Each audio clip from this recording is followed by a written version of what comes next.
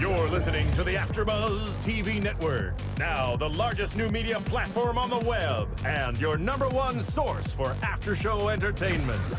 Very good, Keith Johnson.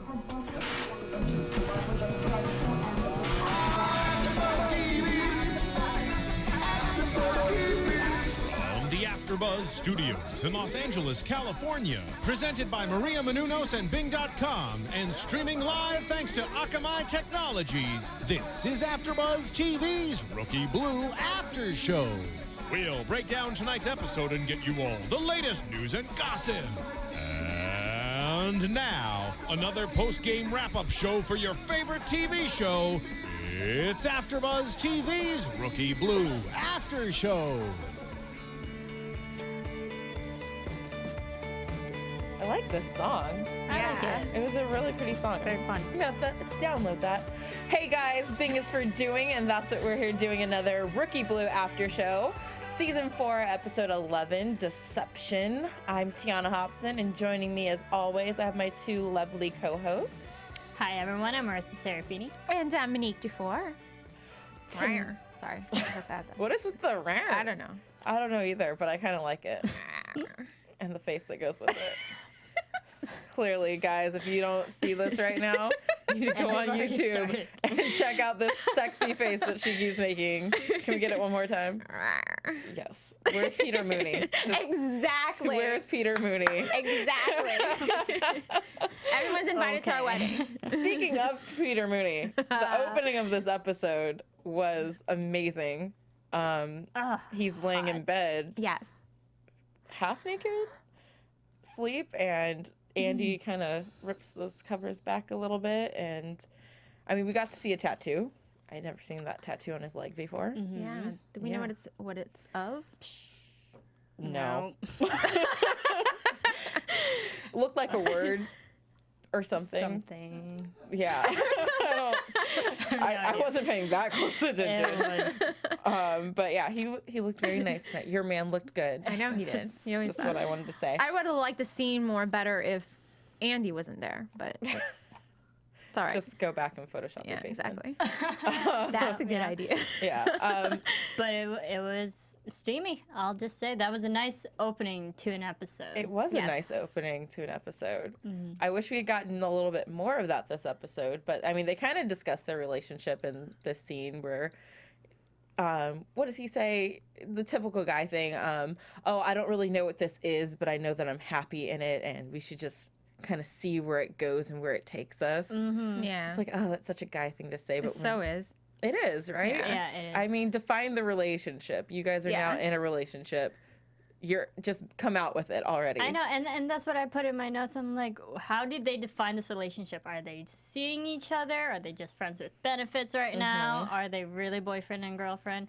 They should have the talk to see where they stand. Yeah, Yeah. especially he brought up the point that they started off as friends and now they are whatever they are. And I think that if you start off as friends, then the communication channels are already open. So it should be a little bit should be easier easier. to communicate, hey, we are in an exclusive relationship now. We're Yeah. boyfriend and girlfriend. Right. We're husband and wife, whatever you want to be. They're Right. adults. They can sit down and talk about it. Yeah, and I Yeah. really think that, I mean, at least by the end of it, maybe next week we'll get a talk. But I want to talk a little bit about Marlo because she was missing from last week's episode. And I think it's because she was out spying on this Kevin Ford guy because she hasn't given up on him. He was the suspect in Christian's kidnapping, and he had ties to another child abduction that was never solved. So she's still very, very focused on this case. She's to the point of harassing him where she's staked out outside his house. He catches her trying to, I don't think she was going to go in the house, but she was flashing a light in his back door. But it looks like she was going to break and enter, and which we found out that she actually did the previous week.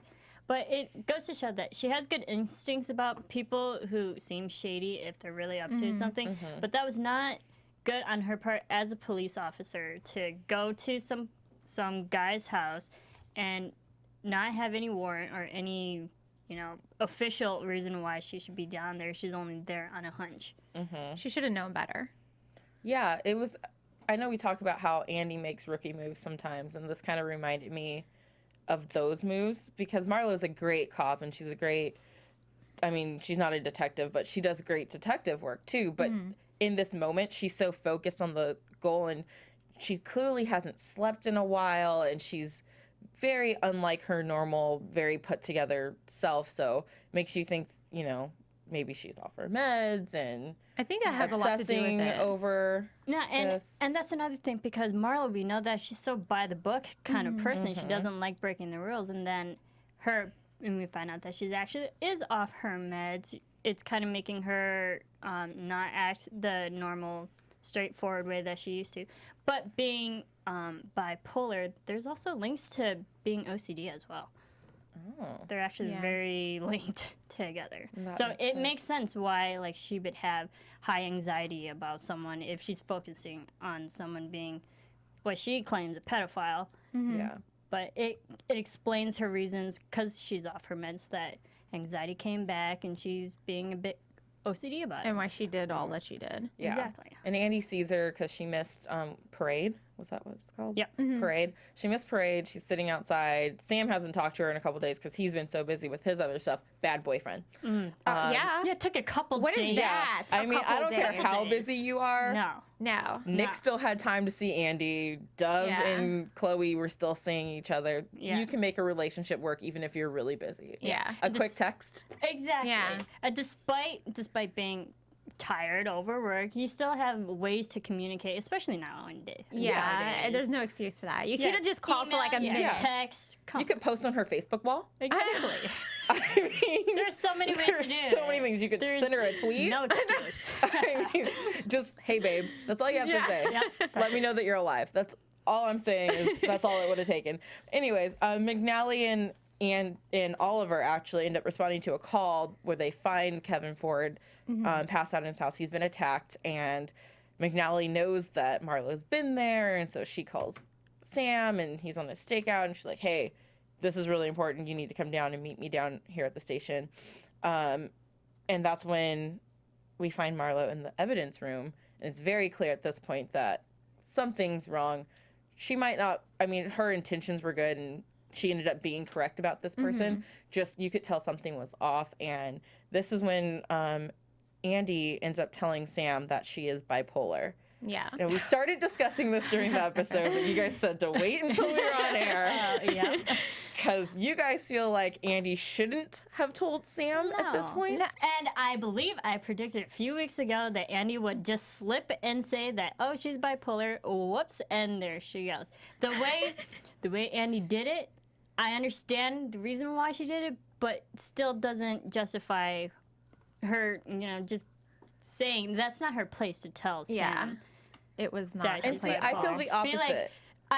if I was Andy, I would have been like, I'm not sure what's up with her. You should talk to her or have her talk to someone else. But she shouldn't have been the one to slip. She's bipolar. Yeah. She But should have see, shut her mouth. it wasn't a slip. She said it because Yeah, clearly it she's wasn't- acting in a neurotic way right now, and Right. Sam has no idea what's going on. You can't just say, like, go talk to her. Sam clearly knows something's going on. Andy knows the question. I feel like at this point, Andy was doing the right thing in telling someone, because who else is going to help her? If Andy's the only person who knows, no one else is going to know how to get her to calm back down. And in telling Sam this, he went to her and was able to very calmly and rationally talk to her instead of thinking, my girlfriend's just off the edge and I'm annoyed with it. He was then able to take a breath and be like, hey, we're going to fix this, made eye contact and calmed her down. I think she did the right thing here. I disagree. No. I'm sorry. I just don't think that she was in the right place it's not her place. It was not her place. was And not if her I was Marlo and I would have found that out, that's it.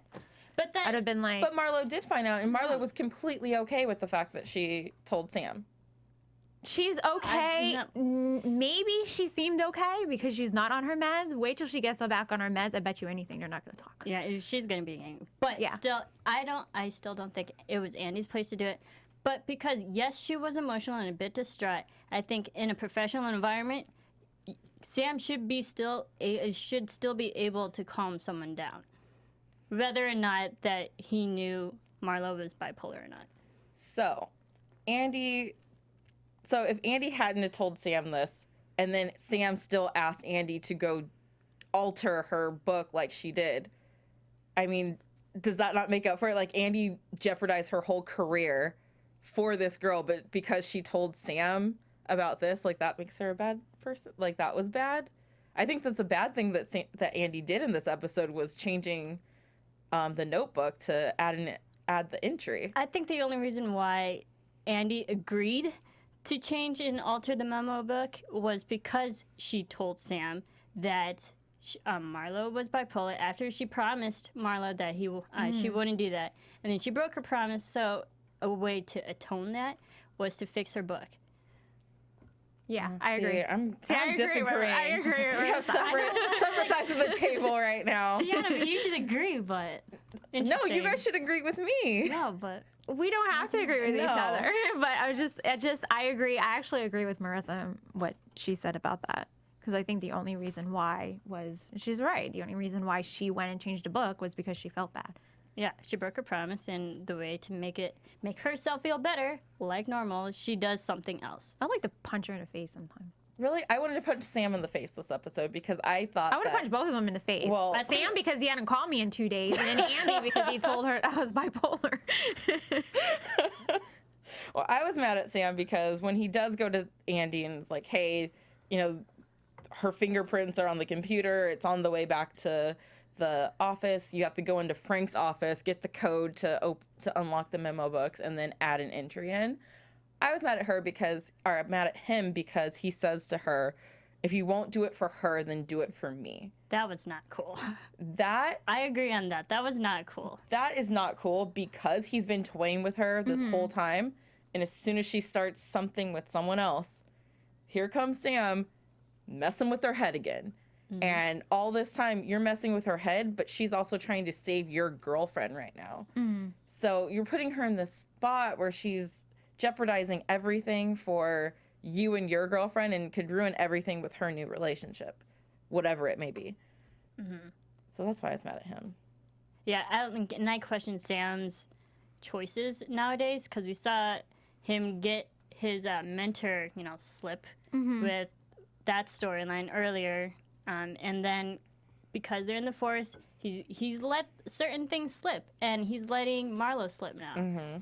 That, like, getting away with something as serious as this. Yeah, and I mean, he even said at the end of the episode that, what he thought that what they did today was a good thing, and Andy calls him out on it. She's like, you make your own rules, and maybe I don't want to live by your rules anymore. And so she finally kind of came out and was like, no, this isn't right, and I was very proud of her when she finally stood up to Sam. And that was good of Andy to say, I didn't do it for you. Yeah. I did it for I like Marlo. that part. Yeah. Because I think that regardless of what she did, breaking the promise, she still had Marlo's best interest at heart. Exactly. And she was trying to help herself. And now, I mean, she probably made this relationship with Sam and Marlo a little bit better because now there's no secrets. Perhaps, yeah. And but then it's like at the same time, I'm thinking to myself, I'm like, well, now is Sam going to dump Marlo? Because she's like, kind of like. I think Marlo is going to get back at Andy, be like, you promised me that you weren't going to tell anyone. I don't know. I feel like this is. Because he's like, oh, we need to talk. That whole we need to talk conversation, that never turns out. But he said no one's in trouble. And it's going to be interesting. We're going to Yeah. But, I mean, the conversation that Andy and Marlo had in the car, too, about why she stopped taking her meds, I thought that was sincere. Yeah. And that's what makes me think that she wasn't really that mad because she was saying, I fell in love and I wanted to actually feel something and not have to be scared of it or, push it away and Drug it. Yeah. Drug it out. Of me. Like, I wanted to actually feel it because I fell in love with him. So. And I think that might have been another factor why Andy agreed to alter the memo book, because that was before she even did that. So in knowing why Marlo was off the drugs and why she acted the way she did, Andy was like, yeah, I'm just going to help her out here. Okay. I can see that. Well, I wonder. In the long run, Andy did it for Marlo and no one else. Yeah. Yeah. See? Or She did it. herself. No. She said she did it for Marlo, not for herself. Andy's not being selfish. That's what I took away from that. Did it for Marlo. Not for Sam. We also got to see Luke for a little bit. He was back. I was expecting him to be back in a bigger way, but Right. I mean, I think that it planted the seeds because by the end of the episode, he knows that an officer was going door to door talking about what was his name? Kevin, telling his neighbors, you know, that he was a pedophile and all this stuff. He knows that Andy was acting suspicious in the precinct after she added the memo in there, and she wouldn't turn around when he was calling her name. And he also knows that McNally, or Swarek, was acting weird when he showed up at the crime scene. So I think he's suspicious of a lot of things, and that he'll be back to kind of ask more questions.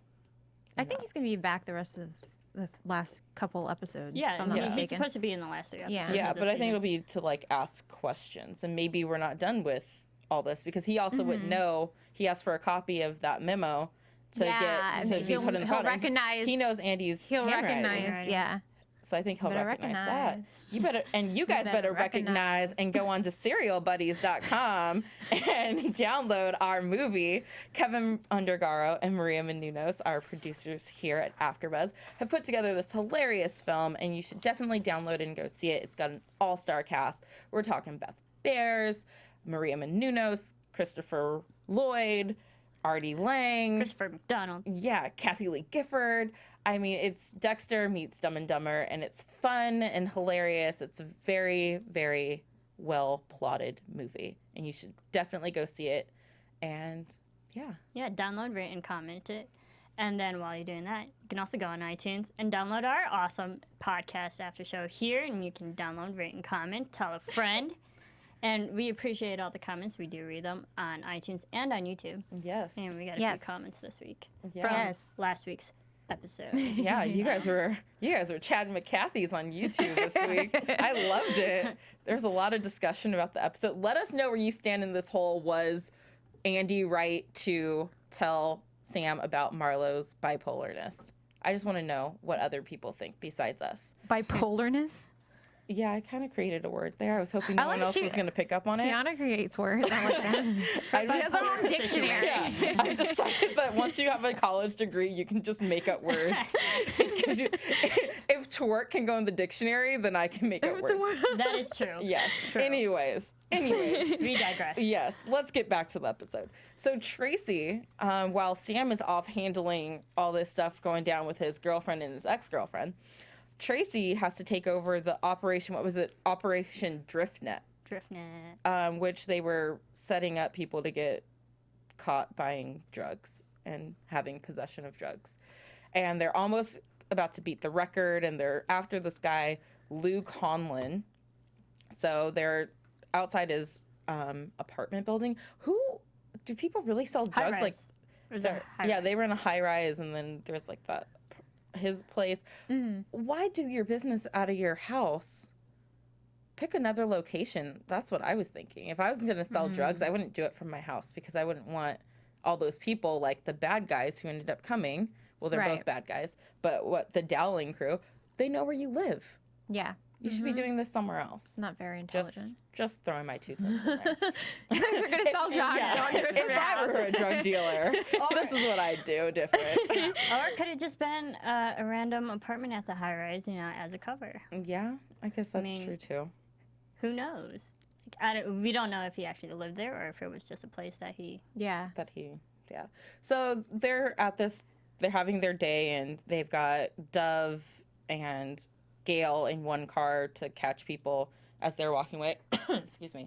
And then they've got Chloe and Nick in the other car. And the first cell goes well, and Dov and Gail are able to just, get that guy, book him, whatever. Then Sam leaves, and the next guy is Paul Huss. He was a member of the Dowling crew. Traci recognizes him, and so they're kind of at a standstill. What do we do? Why would someone from a rival gang be over here buying from this guy? So she calls in our favorite person, Steve Peck. I love him. He's so awesome. He's so cute. I love is. him. Let's get a little more in depth to him though. So Steve shows up and is offering his advice. Thinks that they should. Or wait, no, Jackson Irving then shows up in another car and he's like, hey, we've been trying to get this guy. He put a hit out on a 13-year-old.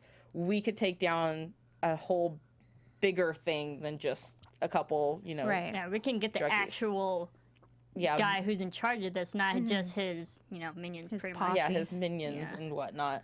Traci, of course, is kind of, I don't know what to do, but ultimately he convinces her, and it's the right thing to do when Right. you have that situation set up. I found that interesting how she was so argumentative against it. I was like, you call him up to help you, and then he gives you a good suggestion, a really brilliant suggestion, and then you're arguing against it, be like, and I get it, Andy, sorry, not Andy, I get it, Traci, that you're inexperienced, you're trying to do this on your own, but when you ask for help and you're getting it, don't argue. Yeah. Just go with it. Because he's more experienced. Of course, we find out that he's never done anything like this either. Right. But, That was funny. that was funny. But at least he's got a little bit more experience. She's still very green in this whole detective world, but Sam trusted her with the whole operation. So clearly, she just needs to trust herself more and her gut decisions. I think she needs a little more confidence in herself. Because it's like she's kind of like, oh well, what do I do now? Like, you're a detective too, you have to step up and put your foot down and this not only lean on somebody else. Yeah, and that's exactly what she does. So I loved when they were in the elevator on their way down because I was like, everything's a go now, and so we've got the drug dealers coming in, and people with guns are coming out, and people with guns are waiting outside the elevator door for this Lou Conlon to come down, but it's actually Traci and Steve. And what was did anyone write down the exact quote he said? No. It was something he said something about if you keep calling me out, I'm gonna fall. I'm gonna like you even more. I'm gonna fall for you more than I already am. I was like, yay! And in that moment, that's supposed to be so I was really nervous. I was like, oh my gosh, what's gonna happen? They're gonna open the doors and there's gonna be all these gunfights and. That was a great moment. It was a great moment. Yeah. Adrenaline was rushing. We're like, oh my God, what's going to happen? And then he says that line, and then we're like, oh my God, how sweet. And then we completely forget what they're going to do. Yeah, exactly. And literally took us out of that moment. It was great. It was so well done. It was so well done, and it was handled very well. Of Yes. course, the whole time they do get the guys, but the whole time I'm just thinking, oh my gosh, this isn't over. Someone's going to come out from a corner and start shooting people. No shots were fired, and everyone is out there safe, out of there safe and sound. I like that. Yeah, they yelled them to the ground. That was a lot of police officers yelling all at once. I'm like, whoa. All right. Everyone yelling different things, but the Exactly. same thing. Yeah. I feel like maybe one or two people should be yelling, but not all everybody of them was were at yelling. once. Yeah, because It there was was a bit chaotic. there was 2 guys and 6 cops. Yeah. Yeah. Because I okay, think- stop. I'll just surrender if you just shut up. You're outnumbered. We got you. Yeah, there's nowhere to go. Don't try running. And boom, case solved. Yep. I like that. And then the other thing we had going on in this episode, Diaz, poor guy. His life has been turned upside down. Poor baby. And in the beginning of the episode, he's talking about how he's still on the desk and running papers, but, he's not complaining because he's happy to be back. And he wants to have kind of a celebratory night. It's it's Friday night. Let's get drunk tonight to Gail and Dov, who both have been working 3 nights in a row all night long. They're exhausted. And Dov, being the great, great friend that he is, it's like, Gail, suck it up. We're doing this. Pushing her into something she doesn't want. And that's good that Dov acknowledges that Diaz is finally happy again. Because Yeah. the last few episodes, he's been dark and brooding a bit, upset with what's going on in his life. And he's finally getting over that. And he's becoming the Diaz that we know and love, who's been at Division this whole time. Yeah. And he's getting his life back, and he's being happy. And Dov acknowledges that and be like, no, we're going to do this. He's back to where he used to be. And he needed it. And then when they got home that night, Diaz was in the bathroom talking to Denise, and I know we talked about this last week. I said I hope that he was still going to be a part of Christian's life, since that is clearly who Christian knows right now. And Denise even tells him, you know, Christian's having a hard time sleeping, and it's just something that everyone still has to kind of get used to. So you can tell that Diaz still isn't exactly in his happy place, but he's at least trying now, whereas last week he was still just, woe is me, screw the world. Now he at least is putting out the effort. Yep. Yeah. So I thought that was nice of him to do. And it goes to show that Diaz has grown up too, even though like his life is turned upside down and he's finally away from that. He still can handle it like an adult, and be happy, and still kind of be a father, even though he really isn't. Yeah, be a father from a distance. And sing the Trout song. If he had put Christian on the phone and started singing the Trout song, That would have been great. that would have been. I would have liked to hear him sing something about a trout. I'm kind of curious as to how the Trout song goes. Me too, actually. I've never heard it before, so maybe we'll get that next week. Hopefully. Yeah, maybe. Hopefully. Until then, let's move into our news and gossip. AfterBuzz TV News. Okay, well, Oh, we nice have one here. two actually the same article, so you can go ahead and say that one. But I have one, an interview that TV Fanatic did with Rachel Ankril. I probably totally butchered her last name, but she plays Marlo. And she actually, they had asked her if she was a fan of the show before she got the job, got the part. And she said she was a huge fan and that she actually wanted to become a police officer. But that didn't pan out. So she kind of lived through the characters for the first 2 seasons. Oh, wow. Yeah. And then she also said that the first email she got when everybody got, you know, like together and they got everybody's like information was actually from Charlotte, who says she's different, totally opposite of her character, Gail. Which is nice because when the girl who plays Chloe, I can't remember her name right now. When she came on, Charlotte Priscilla. was the first Yeah. Priscilla. one. Yeah, Priscilla. Yeah. Charlotte was the first one to email her. Oh, so that's Charlotte's the go-to party planner when Yes. you're new in town. And she also said that her favorite episode was Poison Pill, the one she did with Missy, Andy. Yeah. And they were like, you know, hosed down and stuff like that. And they Heroin. said That that they was a fun went to episode. get a Big Mac afterwards. They kind of bonded over that. That's awesome. And she also liked the scene that she was painting with Ben. So that was cute. It was her That was birthday, cute. so she said just she was all excited because the cast kind of wished her a happy birthday afterwards. Oh, But if you want to read the whole interview, it's on TV Fanatic. Interesting. Very nice. And then I have another interview with Peter Mooney, Hey. your boy, from TV Line, and they talked about he talks about the complications for the newbie couple of Nick and Andy. what's their swan name or their meshed together name? McCollins. McCollins. Yeah, and they asked him if he knew that they were going to move forward with the Nick and Andy storyline, and he said that like they knew there was something there potentially that they were going to write for a long time actually, which was interesting. And another thing is that sorry, I'm reading this. The reactions to the Andy Sam relationship, how those fans are reacting to the new McCollins relationship. He said that to keep rooting for the Andy and Nick relationship, that because there's a lot more story to come. Ooh, I hope this goes a little longer. I have a fun fact. Oh, sorry, were you done? Oh, Sorry. go with your fun fact. Well, it's not about those two, but I just realized this today. Gregory Smith, who plays Dov, and Charlotte Sullivan, who plays Gail. This is the second time they've worked together because they were both in Harriet the Spy. Oh, I did not know that. And she plays the mean girl in Harriet the Spy, too, as well. She was in She has also. darker hair, though. Nice. Right? She has like A brown little hair. bit. A little bit. No, she's still a blonde. She's still just a a mean blonde. Okay. Yeah.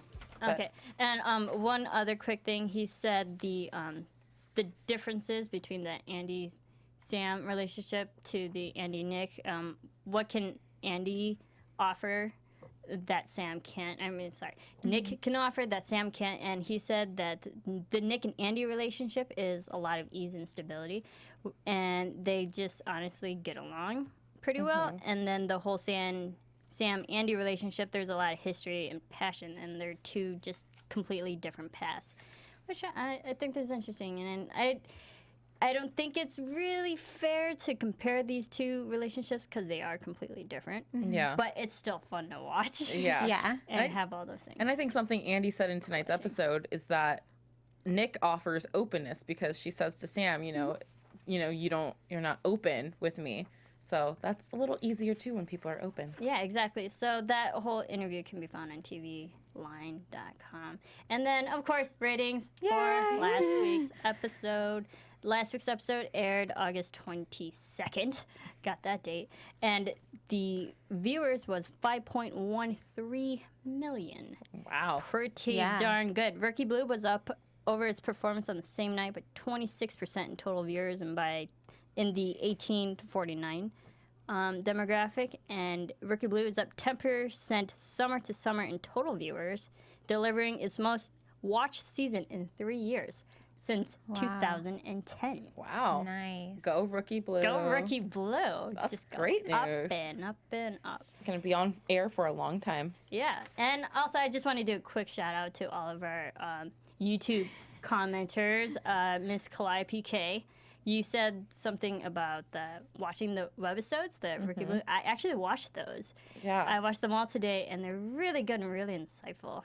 I highly suggest any Rookie Blue fan who hasn't seen them to watch them. They're small, like 3 to 5 minute video clips of each of the cast, the characters, and therapy. And therapy sessions. They're in therapy. But the cool thing about these videos is that it's their characters one-on-one. They're solely focusing on them in their particular situation, what's going on with their life. There's nothing else. It's them to literally open up and talk about what's ever bothering them, and it goes well with the storyline and really reflects all the episodes that we're watching if you watch them every single week. Those are really good, and go watch them. They're on YouTube. You can find them anywhere. Another shout out to Alba Shazay, Markella Horn, getting all these names, Evantha Richard, Joseph Boza, Noah Walker, Harriet Thomas, and Andy Send. So thank you all for commenting. We do read them, and we encourage you to keep commenting and writing every week. And we try to comment back as often as we can. Absolutely. Oh, and one more thing really quick. I'm in the chat. I don't know how to sign in because I'm I'm challenged anyway. Joseph Boza actually just put, laugh out loud, way too funny that they didn't book Peter to call or stop by. Anik would be in La La Land. Yes, I would. And I've actually tried booking Peter myself. I've spoken to him on Twitter. And it's just really hard with the time difference since he does live in Toronto. Yeah. So hopefully maybe one day. One day it'll work out. 646. Let's get into our predictions. Before Nick gives out her full number. Now, one of these days you will. I will, I'm telling you. Predictions.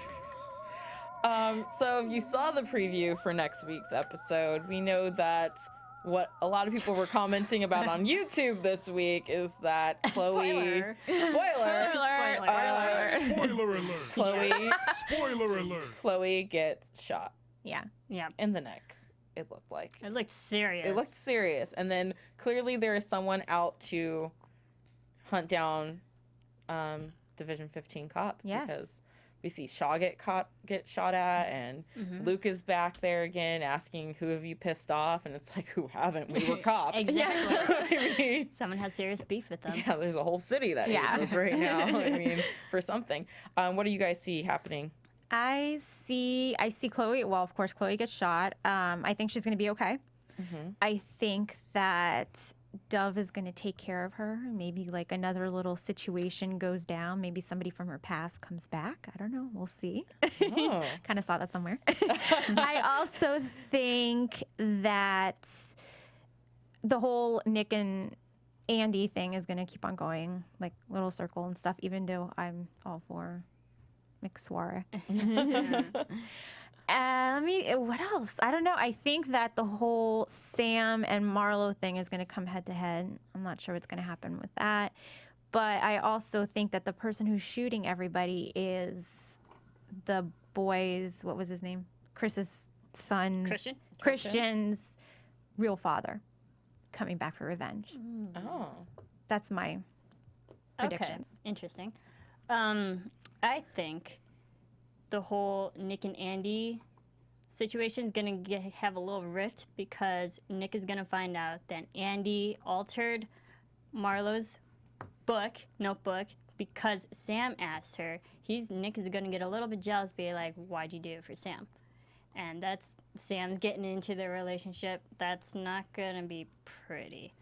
Marlo's going to be upset with Andy because she did break her promise, saying that she's not going to tell anyone about her condition. But I think overall, they're still partners. They still come from a level of understanding. So, and then Chloe gets shot. I hope she survives. Yeah, my prediction is that Chloe better not die because I will cry. I think that Marlo will not be mad at Andy for telling. I think she will actually be thankful for helping her and Sam open up their relationship and get deeper in love with each other until Sam decides that he actually wants to be with Andy. That's not going to happen, though, until like the season finale. That's when that bomb's going to come in. And that's all I've got. So, guys. And Traci and Steve. Oh, they're cute. I want to see kiss. Yeah, they went on their date. Kiss. Gonna go on a date. Maybe they'll get to first base. Where can they find you guys on social media? You can follow me on Twitter and on Instagram at Serafini TV. And you can follow me on Twitter and Instagram, Anik Dufour, and my website, anikdufour.com. And I'm on Twitter and Instagram at the Tiona Hobson. And until next week, guys, thanks for tuning in. From Bing.com, executive producers Maria Menounos, Kevin Undergaro, Phil Svitek, and the entire AfterBuzz TV staff, we would like to thank you for listening to the AfterBuzz TV network. To watch or listen to other after shows and post comments or questions, be sure to visit AfterBuzzTV.com. I'm Sir Richard Wentworth, and this has been a presentation of AfterBuzz TV. Buzz you later. The views expressed herein are those of the hosts only and do not necessarily reflect the views of AfterBuzz TV or its owners or principals.